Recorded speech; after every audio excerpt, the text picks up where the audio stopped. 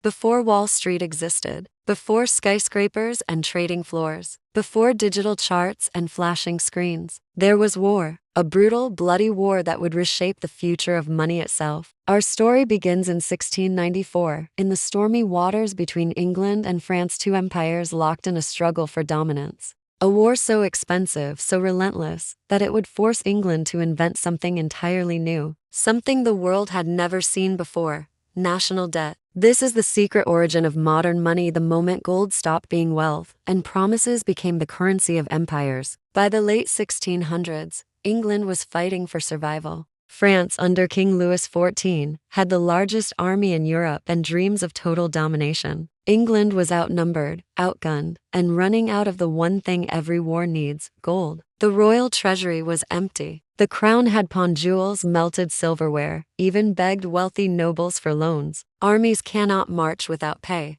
Ships cannot sail without supplies. And England's vast wooden fleet, the backbone of its military, was rotting at the docks. The nation was weeks away from collapse. But history has a way of bending at the edge of disaster. And England's greatest weakness became its greatest innovation. When governments fail, merchants notice first. Prices rise, ships stall, trade dies. London's wealthy traders knew that if England fell, so would their fortunes. And so, a group of 40 merchants, bankers, goldsmiths, international traders gathered in a candlelit hall in London. They made a proposal so radical that even they struggled to believe it. They would lend the king £1.2 million, an enormous sum for its time, but not in gold, not in silver, not in coins at all. They would lend something else: credit, pure trust, a promise backed not by treasure, but by the future. In exchange, the king would pay them interest every year, forever. A permanent stream of income funded by taxes on the people. This wasn't a loan, it was a new system, a machine that turned promises into money, and war into profit.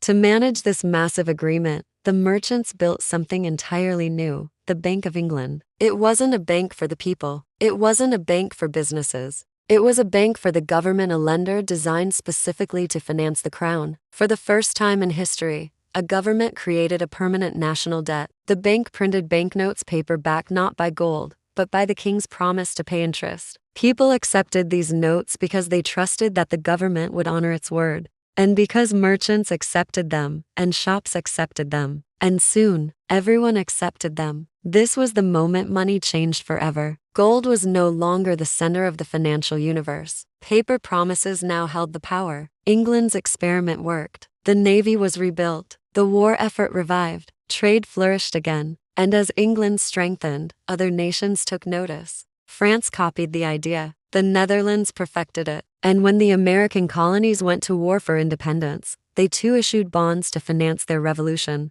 Debt became a tool of nations, a weapon as powerful as any cannon. Armies once conquered land to seize gold. Now governments issued bonds to secure capital. Wars were fought with generals and soldiers and bankers. Debt became the backbone of empires. As centuries passed, the world shifted from metal to paper, from paper to digits, from digits to massive oceans of financial instruments. Government bonds became the safest assets on earth, the foundation of global markets, the collateral behind banks, the engine of modern money. Every dollar today is backed by debt. Every euro, every yen, every pound. Money is no longer metal. It is mathematics. It is trust. It is belief. The ordinary citizen wakes up each morning believing that the money in their pocket means something. But behind every bill lies a hidden truth. It's not backed by gold. It's backed by promises, by taxes, by the state's ability to borrow and keep borrowing. This system began in 1694, the day the Bank of England opened its doors and transformed the king's desperation into a financial empire. But every revolution comes with a cost, and this one shifted power forever.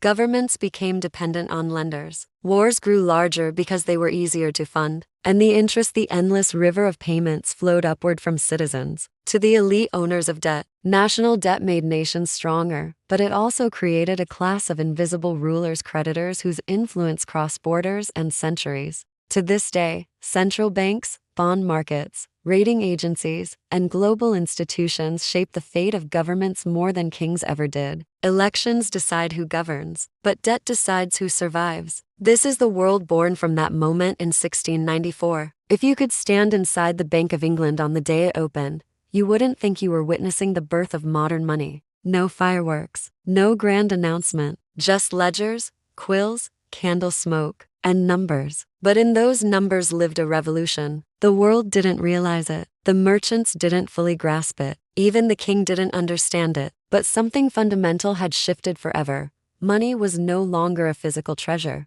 It had become an idea, a promise, a belief, a system built on trust, not metal. And that day, the future of global finance began. That day, money stopped being gold and became a promise.